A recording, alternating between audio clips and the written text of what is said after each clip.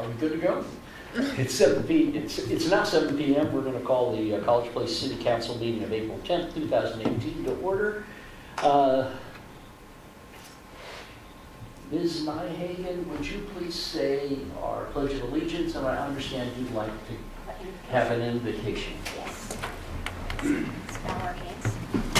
Thank you, dear Father, for the opportunity we have to serve our city.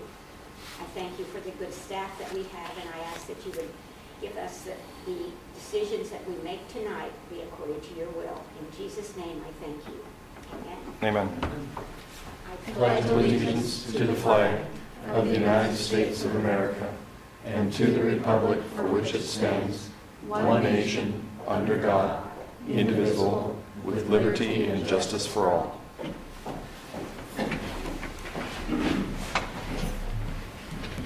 It is now our time for public comment. Anybody wishing to address the College Place City Council, please step forward and state your name and address.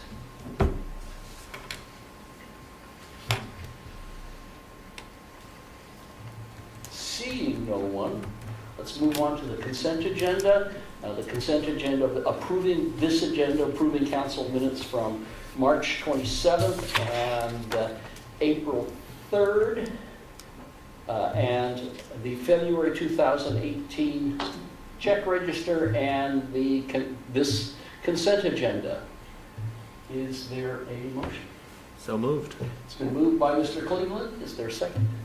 Second. Been seconded by Ms. Sherman. All in favor, please signify by saying aye. Aye. Opposed, same sign. Motion passes unanimously. Presentation 3.01 has been canceled for this evening. We do have this evening a presentation on a miniature free library project. Mr. Ricard. Tonight, if you guys want to come up here, we have Jaden Long and Caitlin Morrison. They're both sophomores at College Place High School.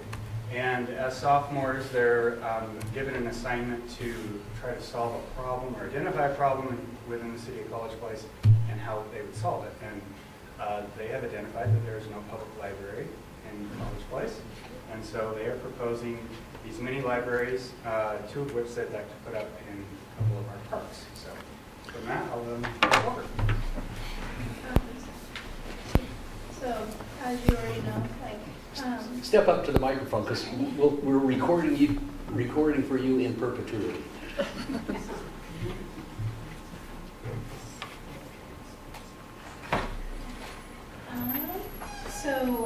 As you guys already may know from what Mr. Rickard has said, we are sophomores at College Place High School, and we are doing a social service project. And basically, our social service project is we have to find a problem in our community, and we have to find a way to solve it in a volunteer type of way. Okay, so we came up with a way to provide mini public libraries to College Place. So our idea, for our project, we looked at a few different problems that we have here in College Place, and none of them really stood out to us except for the one that we do not have a public library here in College Place, and we wanted to find a way or make up an idea to fix that problem.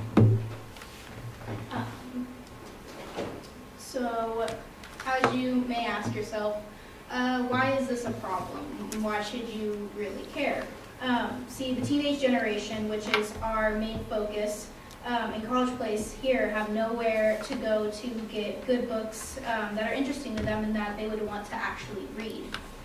So with these libraries, we can fix that problem and have a safe and non-expensive place for these kids to be able to go.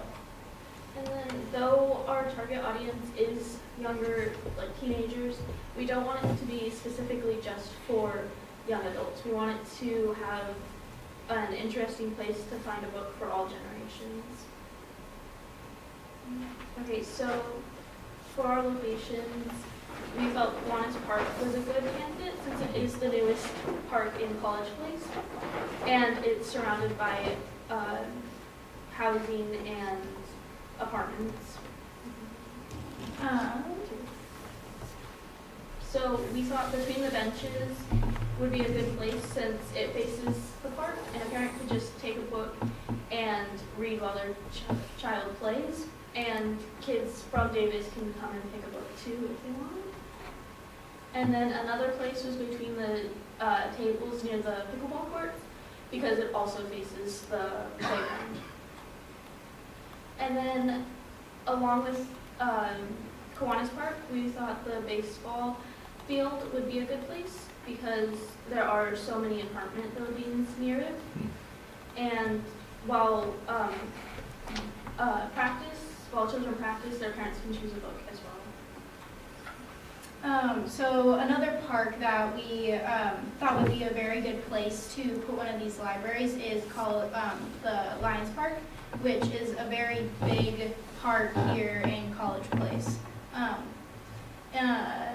One of the first places that we were thinking about putting one of our libraries is near the bench in the art sculpture. Even though it's not facing the park necessarily, parents can still come over, grab a book, come sit on the bench and read a book while their kids are playing at the park. Or even kids coming from across the street or anything like that can come and pick a book, any book that they choose, and then take and leave one. Another place that we thought was at the base of the bridge, which is a very big statement piece in Lions Park, which, as you may know, everybody goes over that bridge every single day. So if they see one of these libraries, they can just quickly open up the door, take a book, leave a book, or go about their day. Okay, though we are still finding more design ideas and places to put these, we chose to put some of our earlier design options. So these two designs are more on the simple side of what we had found. Even though that they are simple, they are aesthetically pleasing to look at, and they would make a good statement piece at any of these parks that we just talked about. And they have the measurements that will be able to supply a good amount of books, so that the shortage of books won't go down as fast, and we won't have to continuously come and restock. So the next two designs are very fun designs, and they're guaranteed to be attention grabbers. So they're just different than the one we built in the other first two. So how do we plan to keep these mini libraries running? So so with different pictures of what we looked at, there was a little plaque that says "Take a book, leave a book" on these. So this is something that we want to put on our mini library, just to enforce the idea of this is a kind of take one, leave one type of thing, so that it will constantly be restocked. But we know that maybe some kids won't get that idea and might not enforce it always. So afterwards, me and Jaden here will, if we ever see one getting low with stock, we will restock them with donated used books that we have lying around. So Gary Elliott, the store manager at Home Depot, allowed Caitlin and I to get all the supplies we needed to build our example one. And he told us to come back at any time when we run out. So we wanted to thank him for that. Last Sunday we got together at Jaden's house and we built our little prototype of what these mini libraries would be looking like. And this is kind of like the process that it took us a couple of hours to get this all finished up, but this would be what the finished product of one of them would be, and even more of the designs that we will build will be different details and different shelving according to what the place wants. And with our design, it's larger than any that we've seen, and it will have a bigger selection of books provided. And then we would like to thank all of you for taking the time to listen to our proposal, along with your help and that of the community, we can provide public libraries, College Place. Thank you. Questions? Very good. Ms. Selby? I'm very impressed. So I've been following this little free libraries for a really long time, and I keep thinking I should do one around here, and every time I look at it, I decide it's way too much work, so I really want to thank you girls for taking that on.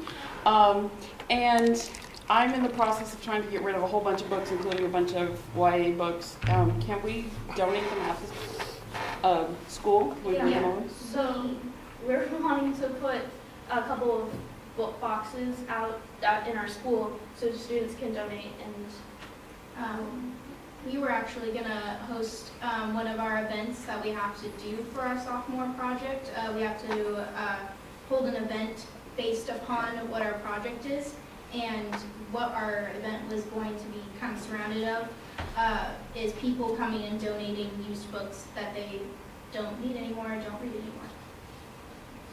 So you proposed a lot of locations. How many libraries are you proposing to place? so we wanted one at Kiwanis Park and one at Lions Park, but we gave multiple options on the locations so the city could decide. And Where they actually want it to and be. then and then one at the baseball field. Okay. So that would be 3. Have you chatted with the American Association of University Women about their book supply? We have not, but So that's probably a really good source for you for books. Every year AAUW has a book sale that my wife won't go to because she's afraid she's going to come home with lots of books.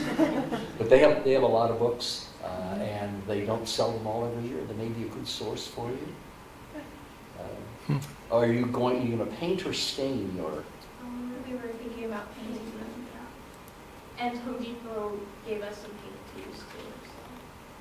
And most of our supplies to build these, we're gonna see will be donated by Home Depot to be put around here. Other questions for these very ambitious young women?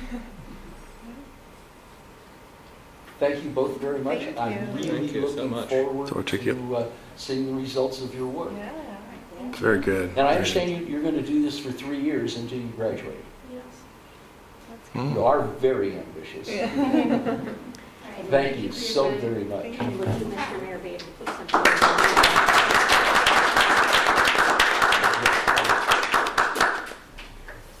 Grab this out of your guys'. It's great.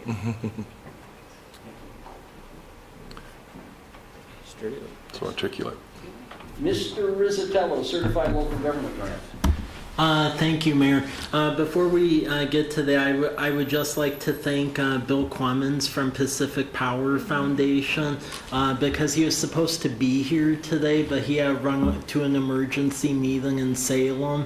I'm happy to announce that we were successful in submitting and obtaining a grant for the outdoor movie theater to do outdoor movies in the parks this summer. So we were presented the check yesterday, so thank you, Bill and Pacific Power Foundation for that. With this agenda item, 18070, went over this last week. So now, since the City of College Place is a certified local government, we have the ability to put in for certified local government grants, CLG grants. What the proposal is here is to turn in a grant for $10,000 to do a historic property inventory for all the structures in the city that are older than 1958. The benefit of this is that should property owners decide to nominate their properties to National Historic Preservation Trust or the statewide agency as well, pretty much a lot of application work will already be done for them, because as part of this work, the consultant looks up the history of the buildings and then completes preliminary prototype historic preservation forms. So it's pretty much a cut and paste activity should the said owners decide to go after those nominations. That is an economic development incentive tool because there's the ability to get tax credits, a whole host of financial incentives from state and federal resources. The only match for this grant would be staff time in managing the said consultant. So this is a resolution just supporting the submittal for the grant for the inventory because this grant's due the 27th. Questions for Mr. Rusatello?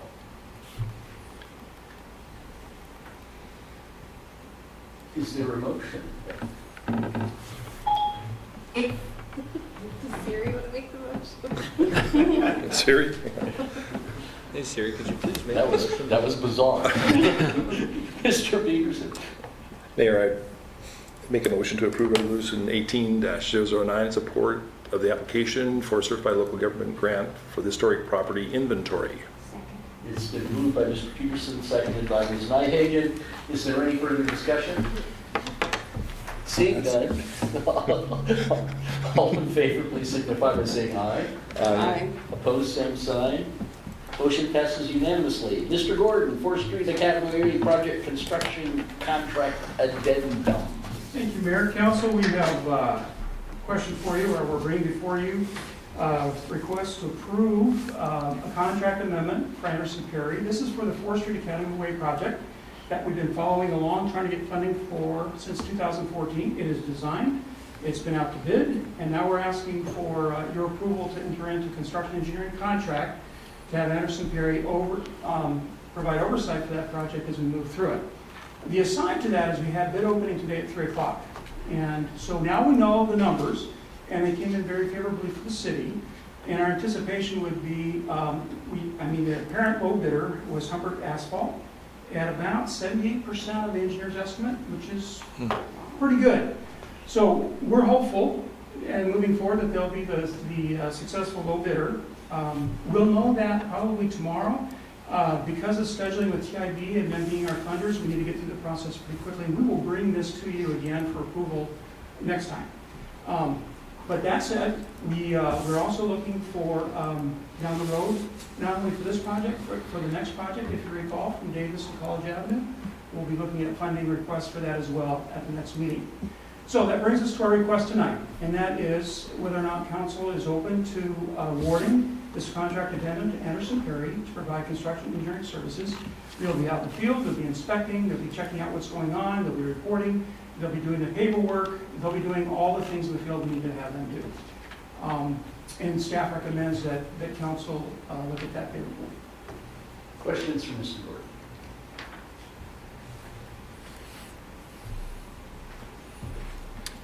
Ms. Sherman? I'll make a motion to authorize the mayor to execute the 4th Street Academy Way project construction engineering addendum for $171,000 with a 10% contingency for a not to exceed amount of $188,100.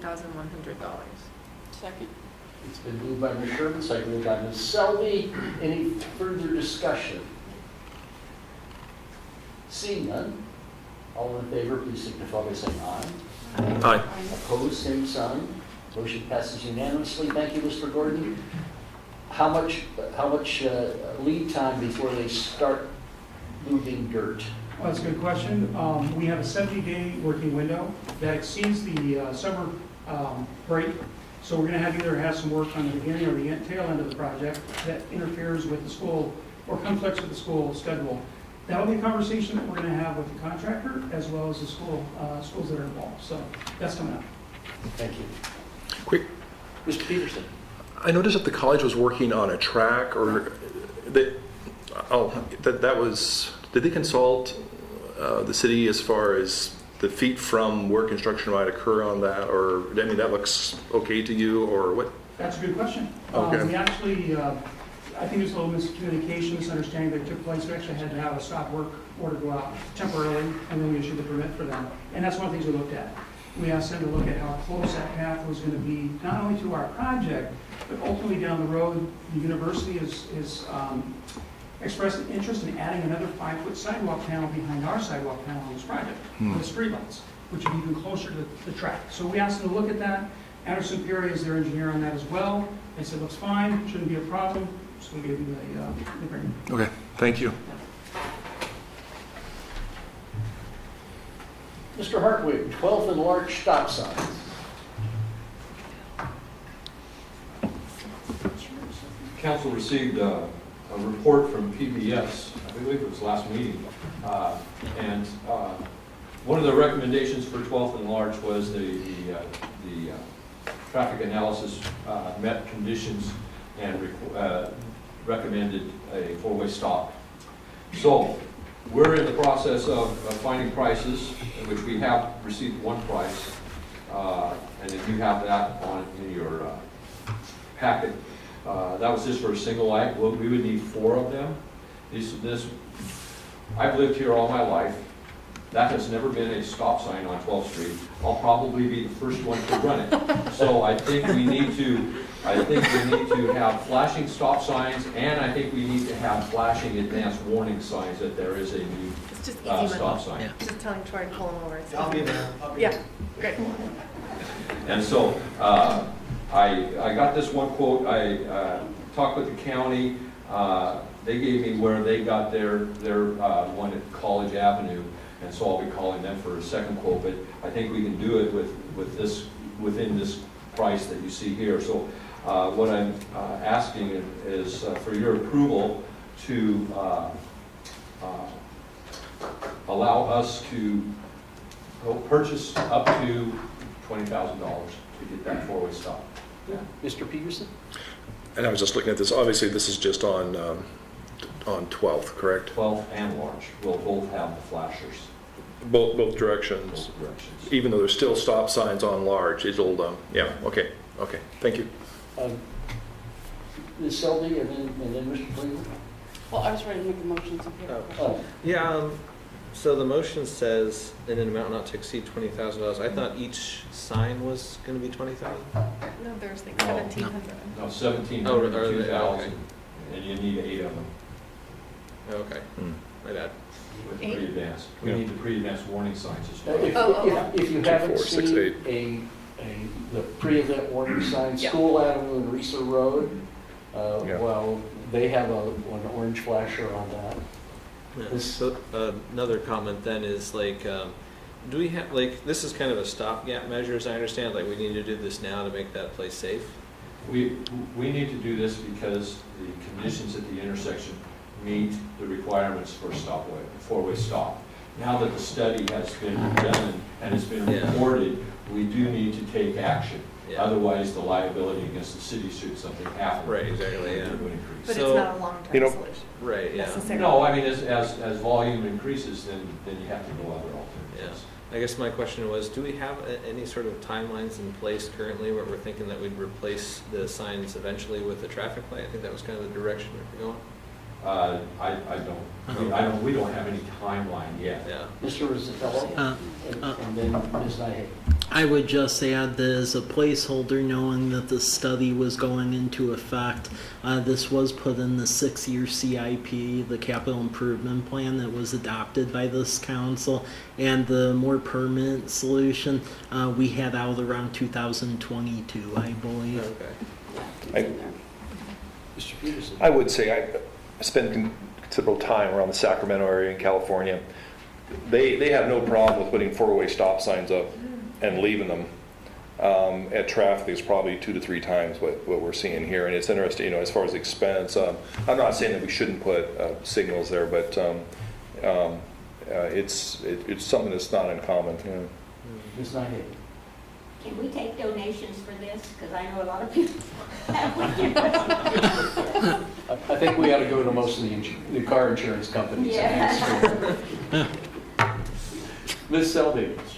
I am absolutely thrilled to move that we approve the purchase of signage needed to make the intersection of Larch and 12th four-way stop intersection in an amount not to exceed $20,000. Second?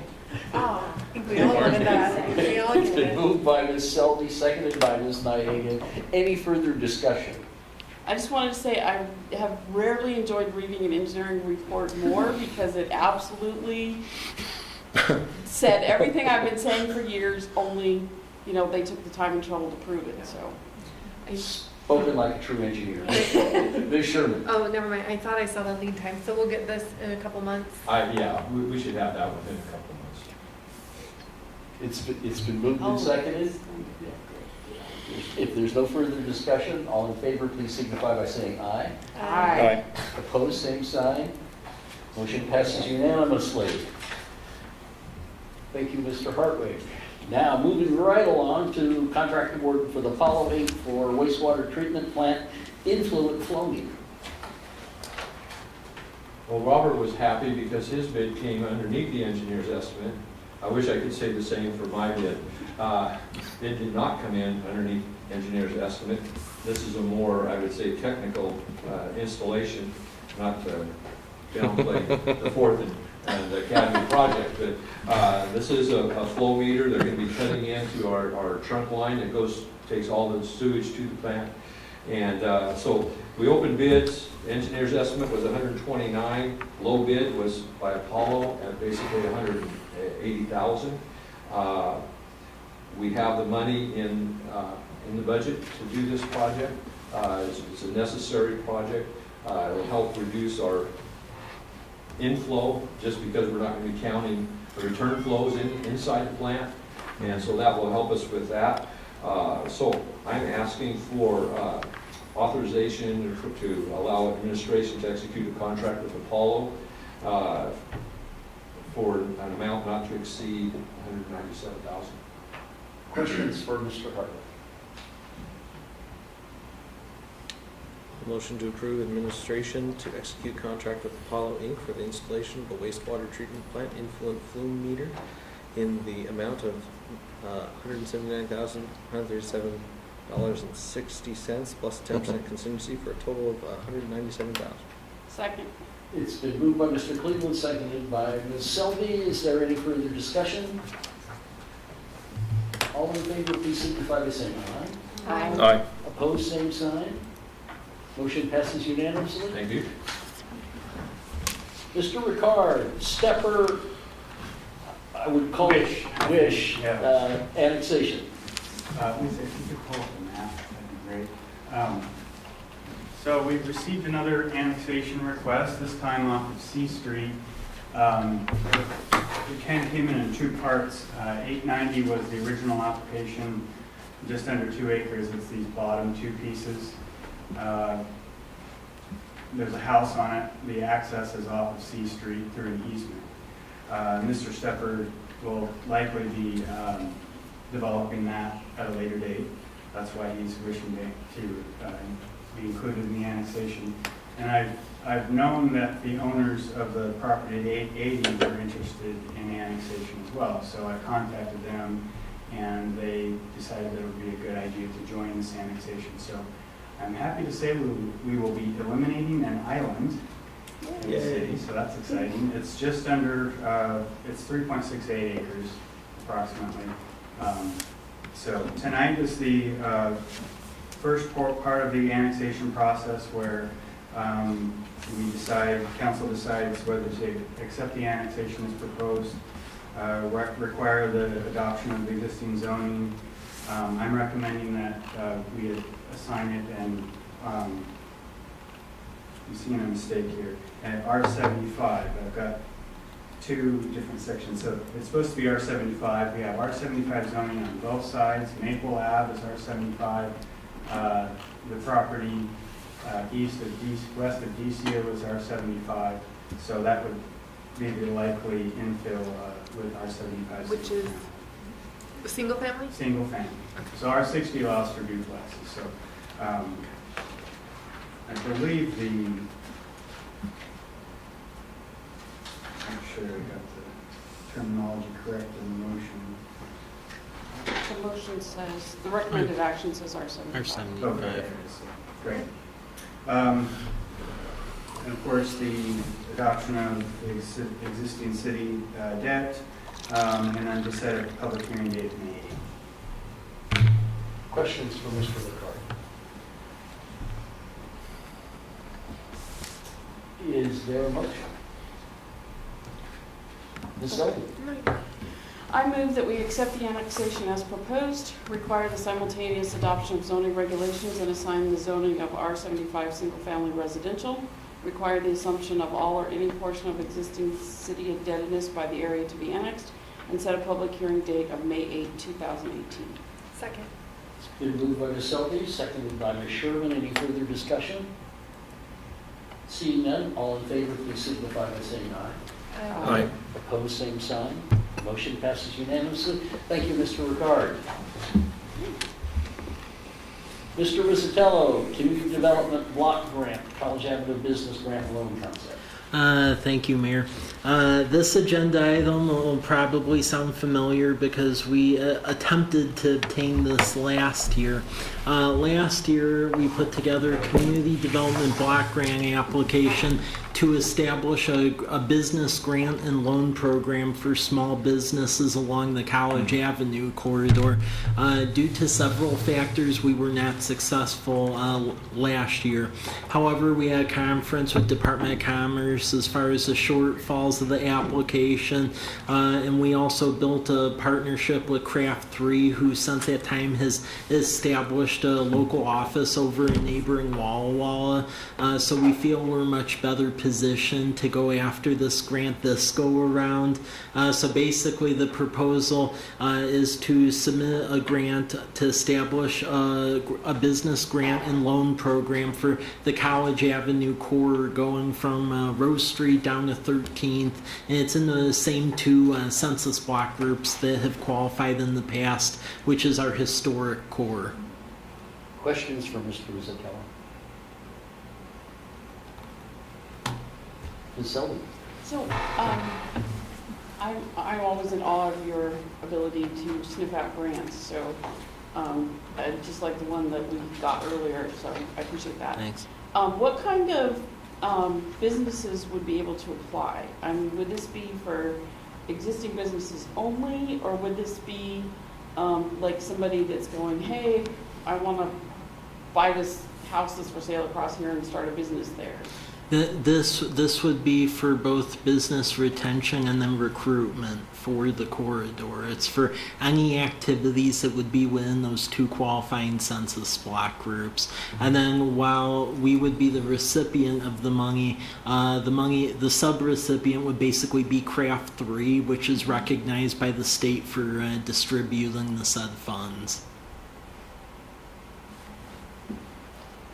Other questions from Mr. Rizzatello? Just to note, Ms. Selby, I too am in awe of his ability.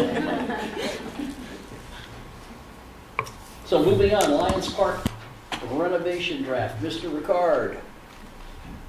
So this is just to kind of keep you guys informed of where we're at in the process. The applications are due at the end of the month, so at the next council meeting, we'll be coming back with you with a resolution authorizing us to apply for the said grants. There are 3 of them that we're going to be applying for: the WWRP, which is the Washington Wildlife Recreation Program, and the YAF, which is the Youth Athletic Fields, and the LWCF, which is the Land Water Conservation Fund. So, Thank you, Mr. Ricard. okay, I'm done. We'll take your word on that. The most recent 2 that I gave you this afternoon, that one right there first. So your packet, when it went out, had kind of a rougher board, so to speak, of the project, and we've done a little bit of refining so far. So this came in this afternoon.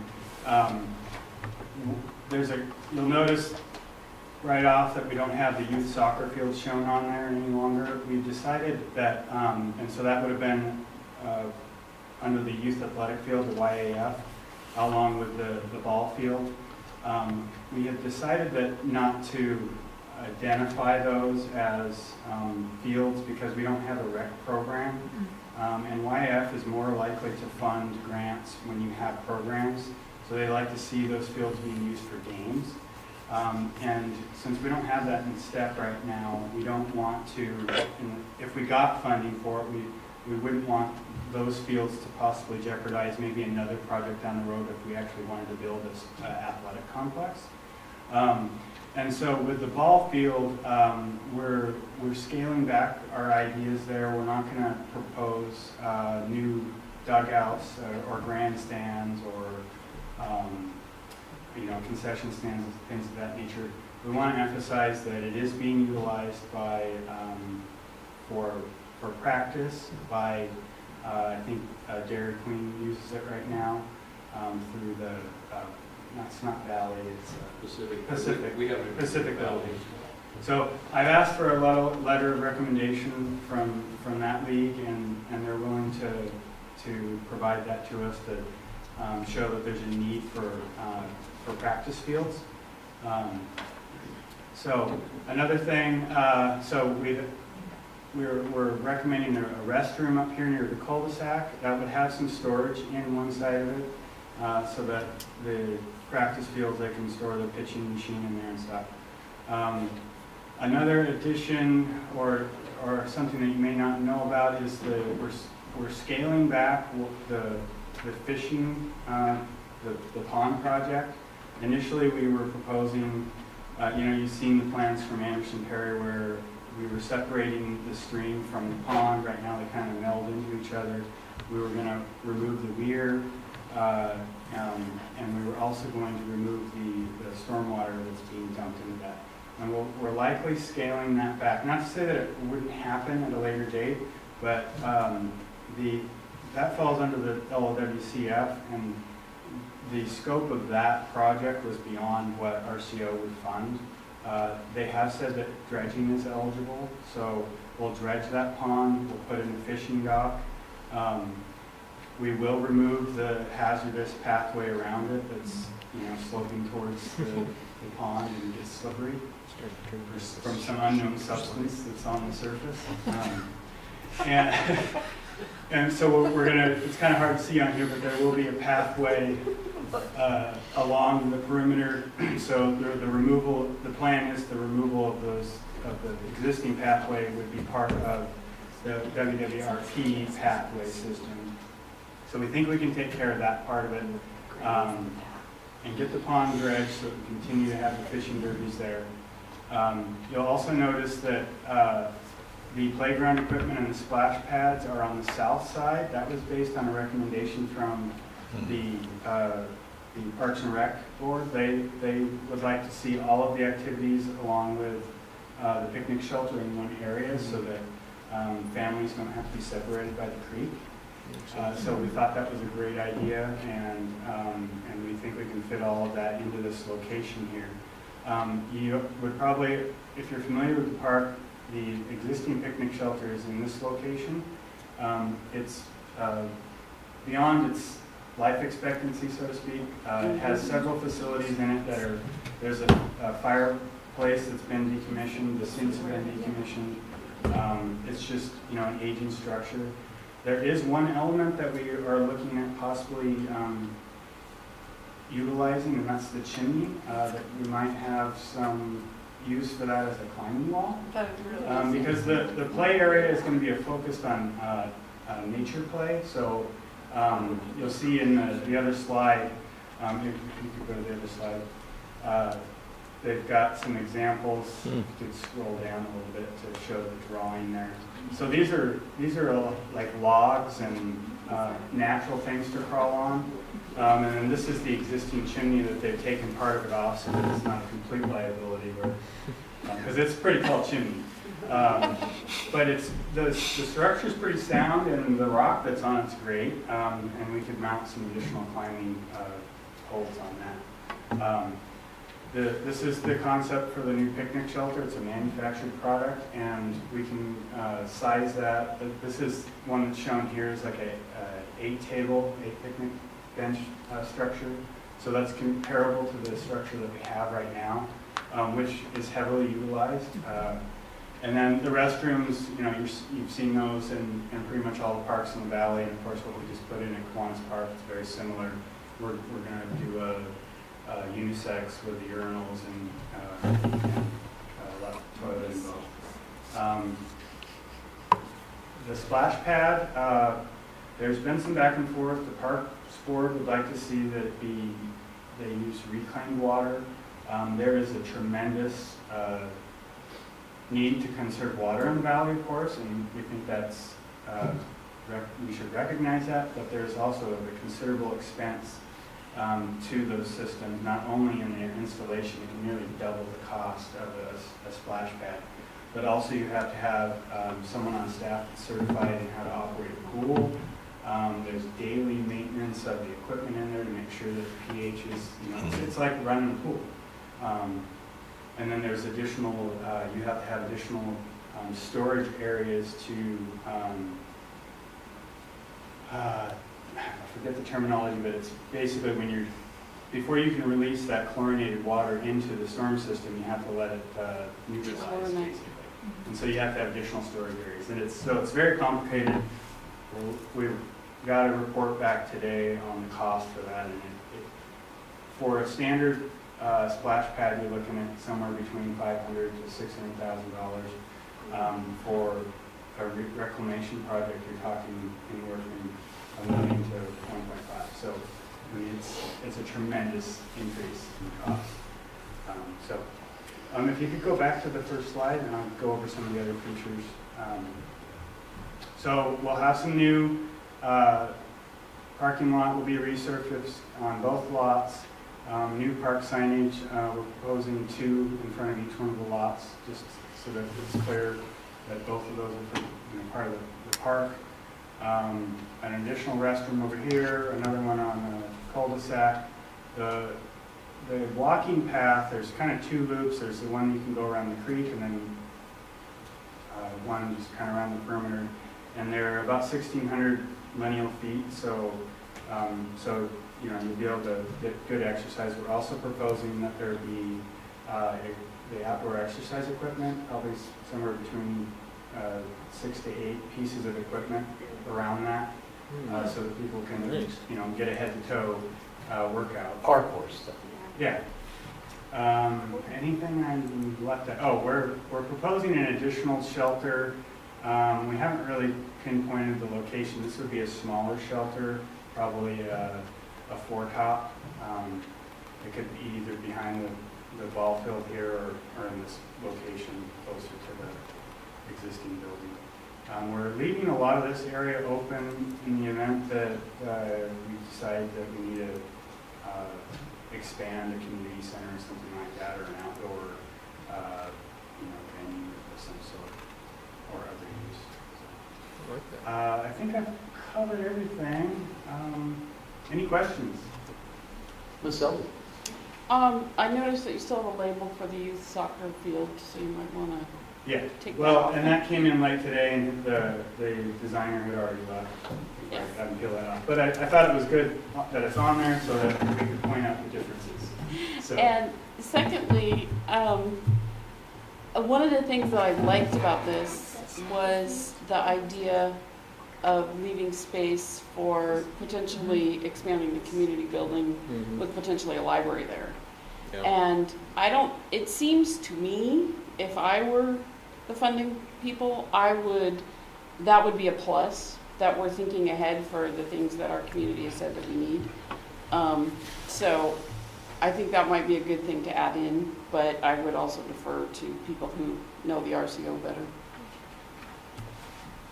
Other questions from Mr. Clark? Thank you, John. Thank you. That's awesome. So there is an informational report on the final budget book. Is there any other business to come before the council?